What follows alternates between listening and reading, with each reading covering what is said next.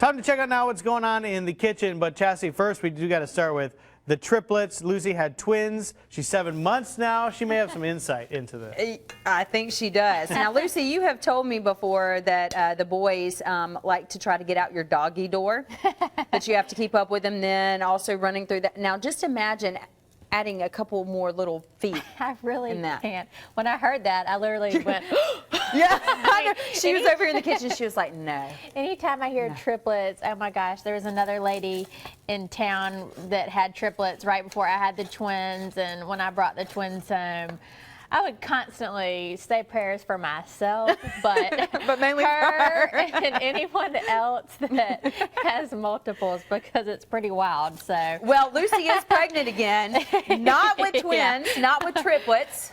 Just one. Just one. Just a girl this time. So I'm like, surely we can handle one more. Right. How have you been feeling? Good, good. Everything's going well. I'm busting out of my chef coat. Oh, yeah. I told you earlier you look so cute. Besides that, everything's good. Well, good. Well, you're making a favorite this morning. And with the cooler temperatures, especially at night, it's a good time for soups. And soups you can eat dinner, lunch, have leftovers. And this is a staple here on the Gulf Coast. It is. We are going to make shrimp and corn chowder today. And gosh, with all this hot weather, you know, like the inkling of cool, I thought we've got to do some soup, because nobody has probably been eating soup this season because of that. So what I already started with was a couple pieces of bacon. I just cut up and I had it over medium-high heat, and we were just putting a little bit of color on that. And I have been up since 1:30, and so this bacon is rather enticing. Thank you. Man, I should have brought the leftovers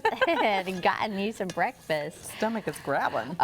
So now I'm going to add in a half a stick of butter. Okay. And this is going to start melting, and we can go ahead and add our veggies. Okay.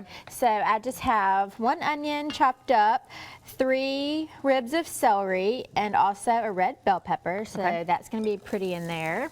Thank you. Yeah, well, I almost threw a bell pepper out. We'll add that. And then at this point, we're going to season it up with a 1/4 teaspoon of salt and half a teaspoon of our Old Bay. Old Bay is the seasoning that I like to use, the seafood seasoning. But, you know, if you have another favorite, that's completely fine.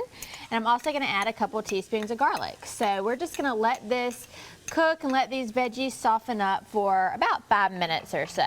As if my stomach wasn't growling loud enough. Thank you for this. You know, one thing I noticed with your chowder is that a lot of times with chowder, the consistency can be really thick or it can be thinner, and this looks like on the thinner side. Yeah, it is a little bit on the thinner side, and this one too, we are going to use equal parts of chicken broth and milk, just regular milk. So we're not going to use cream in this, and we're just going to add corn and not some potatoes. So we do have, you know, a touch of bacon for the flavor, and we put that butter in there so we can add the flour and thicken it up later. But it's definitely a much lighter version than your typical chowder. So packed with veggies, and it's kind of something good to, you know, kind of different. All right, well, I can't wait to try this, hear more about what's going on at Greer's lately. We'll continue to ask Lucy about life with twins as well. But Lucy, you know, we were mentioning earlier about Joe not cutting hair.